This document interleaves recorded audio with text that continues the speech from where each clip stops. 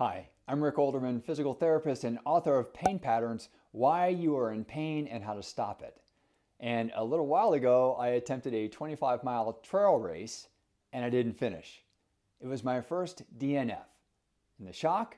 It wasn't the brutal climbs that beat me, it was the descents.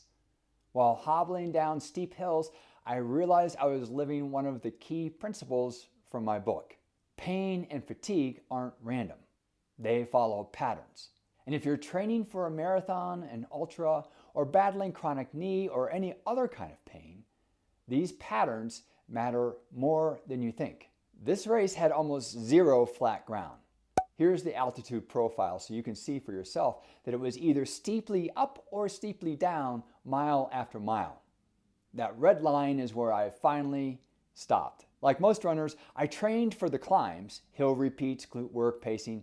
But what I missed and what I didn't hear about in any of the trail running videos I watched is the muscular breakdown that happens on the descents of these mountains.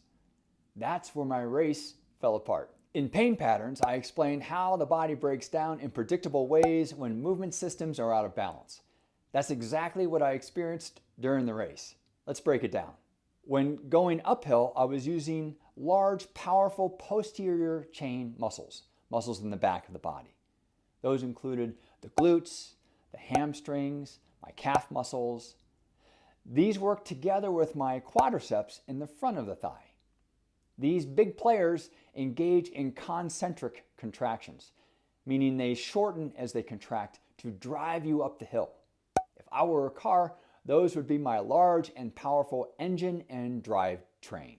But going downhill, the posterior muscles quiet down, leaving mostly just the quads and other smaller anterior chain muscles working, muscles in the front of the body, like the anterior tibialis, which are on the front of the shin to prevent my forefoot slapping down on the ground, and my intrinsic foot muscles. And then finally my adductors, which are the inner thigh muscles, and I discovered were trying desperately to help after my quads started failing. The problem? These smaller, less resilient muscles weren't trained for this kind of high rep, high load, sustained eccentric work, where a muscle lengthens while contracting to slow you down. So going up, I had my powerful engine and drive train. Going down, just the relatively smaller brakes. And almost everyone here in Colorado, where we drive in mountains all the time, has smelled overheated brakes pushed to their limits on a long descent. That's exactly what happened to my body. On every descent, the breakdown followed a pattern. Anterior tibialis cramping, then the feet, then the quads, then the adductors. It was exactly what I see in the clinic every day, a predictable failure pattern. The usual advice for eccentric loading problems: eccentric strengthening, like step downs, pistol squats, and slower squats. And yes, they help, but they don't prepare you for the volume you encounter in distance running. At my 12 to 14 minute per mile pace, I took over 40,000 steps during the race. Because there was very little level or undulating terrain, about 20,000 of those were eccentric braking steps on the steep down hills. You can't train that kind of endurance in just a few sets of squats. If I had trained my descents like I trained my climbs, focusing on control, slowing down, and building eccentric endurance step by step, I might have finished that race. That was my mistake.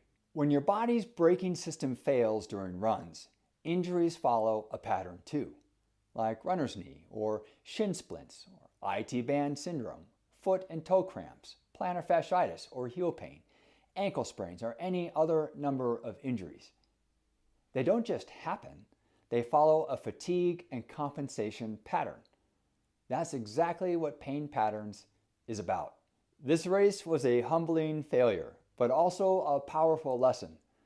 Whether you're an endurance athlete or someone battling chronic pain, your body fails in patterns.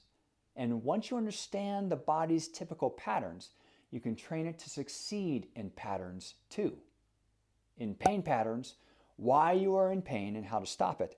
I break down these common movement imbalances and show you exactly how to test, track, and correct the root causes of chronic, recurring, or nagging pain. The second half of the book is a step-by-step workbook with movement tests and self-corrections I've used with thousands of clients over the last almost 30 years. If downhill running has ever wrecked your race or your knees, let me know in the comments.